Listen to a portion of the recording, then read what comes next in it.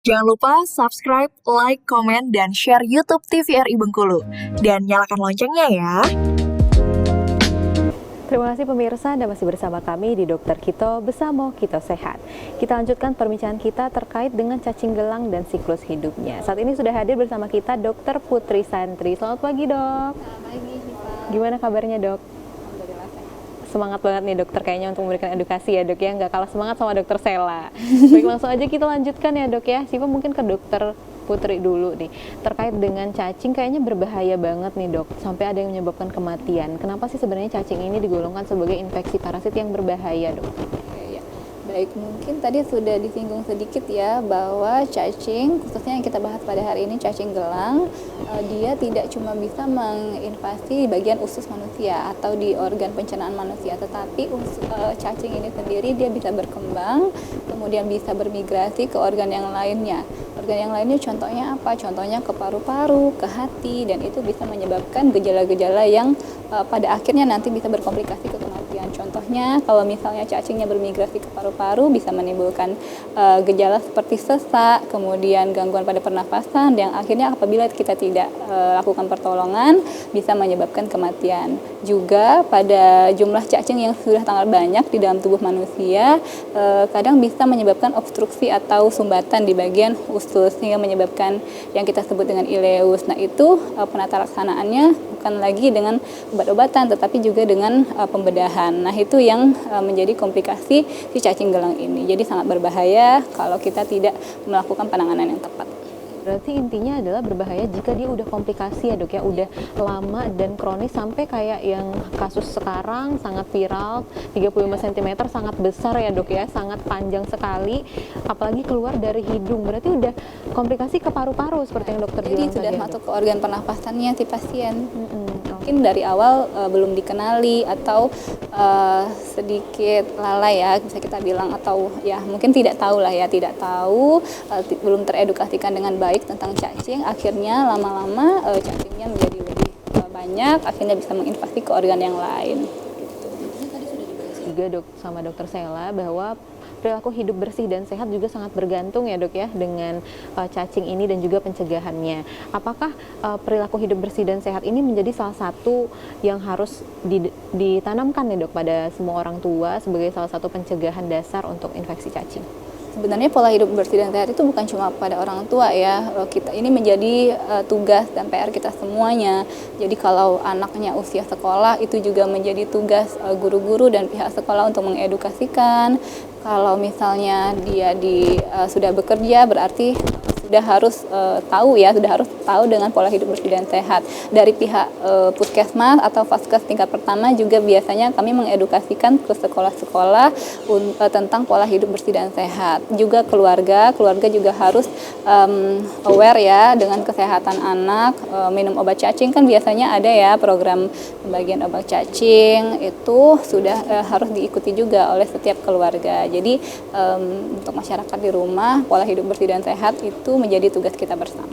Oke, berarti harus paham ya, Dok, ya, terkait dengan pola hidup bersih dan sehat yang kayaknya udah digaungkan dari dulu ya, Dok, kepada seluruh masyarakat, apalagi di puskesmas. Nah, kalau ada dokter Sela tadi kita membahas terkait dengan daur hidup ya, Dok. Ternyata ada daur hidup yang harus kita ketahui untuk mengetahui gimana sih pencegahan dan juga cara mengobati nantinya. Boleh kita lanjutkan ya, Dok, slide-nya. Nah, ini dia.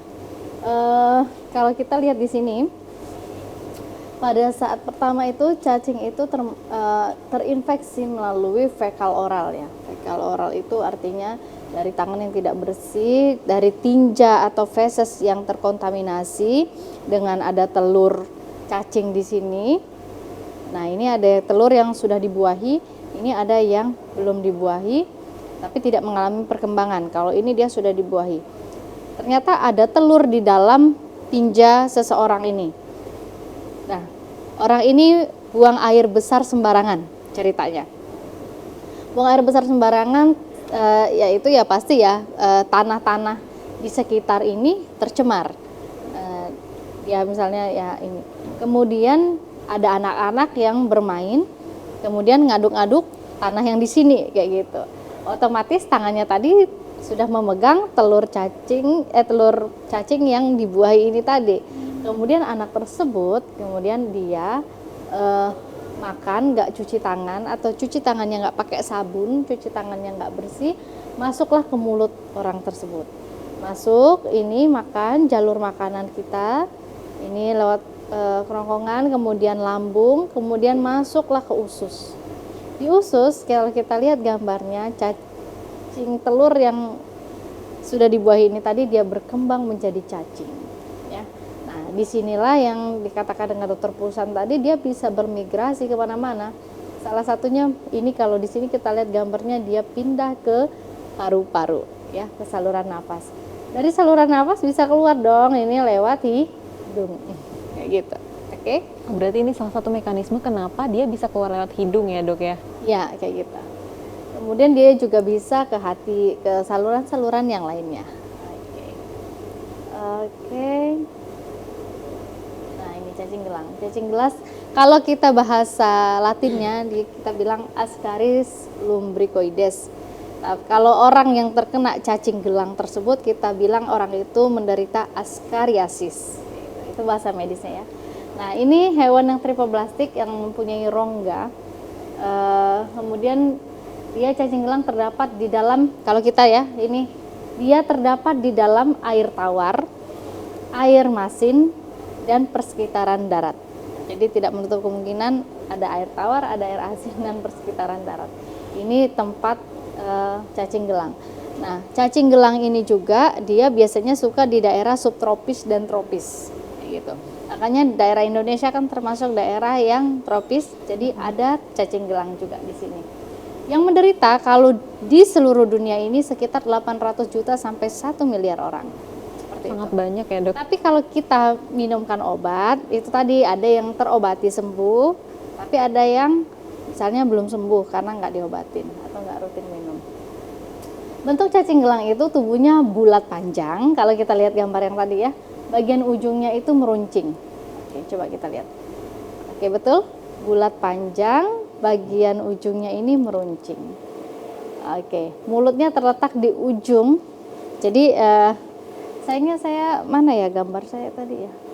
Oh, ini nanti. Nah, di sini ada mulutnya. Mulutnya terletak di ujungnya.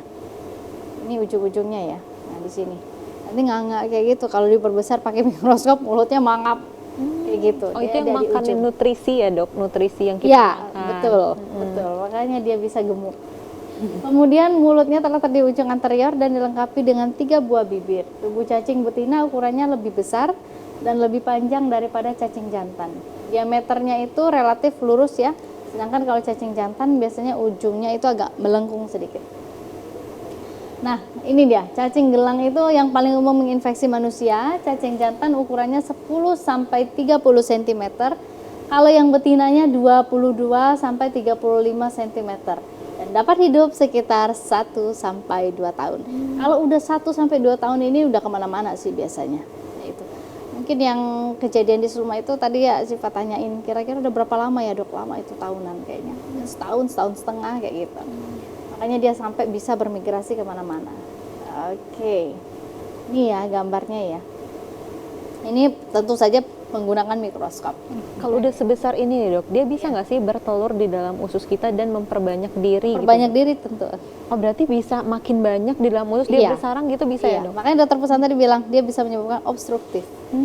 Dan kalau banyak lagi, nggak cuma bisa satu, makanya tadi sampai dokter Pusan bilang pembedahan. Nah, ini macam-macamnya. Ternyata dia ada macam-macam kayak gitu ya. Ada yang ya inilah namanya ya polikata, oligokata, pokoknya ini semuanya macam-macam Ascaris lumbricoides. Kalau kita lihat anatominya, di sini mulutnya. Saya bilang tadi di ujung anterior. Di sini dia punya duri-duri halus. Nah, kayak gitu. Nah, yang ini penghisap belakangnya, ini penghisap depannya. Ascaris lumbricoides ini memiliki sistem pencernaan ya yang terdiri dari atas mulut ya, faring, kerongkongan. Jadi dia sama juga kayak manusia. Namanya makhluk hidup. Jadi pasti punya mulut, punya faring, punya kerongkongan, punya usus dan punya juga anus kayak gitu. Oke, sistem peredaran darahnya tertutup karena telah memiliki pembuluh darah. Jadi mereka juga punya pembuluh darah di sini ya. Kemudian darah Annelida juga telah mengandung Hb sehingga berwarna merah. Cacing itu kan kalau kita lihat dia warnanya merah karena dia juga mengandung hemoglobin kayak gitu. Itu yang diserap dari tubuh manusia juga, Dok? Ya, kalau dia menginfeksi manusia dan berada di dalam tubuh manusia. Berarti bisa sampai separah itu menyebabkan anemia tadi seperti yang Betul, dokter katakan anaknya ya, Dok? jadi pucat lemas. Oke, baik pemirsa, tentunya akan kita lanjutkan terkait dengan infeksi cacing, khususnya cacing gelang setelah jeda ikan berikut ini. Tetap bersama kami di Dokter Kito, bersama Kito Sehat.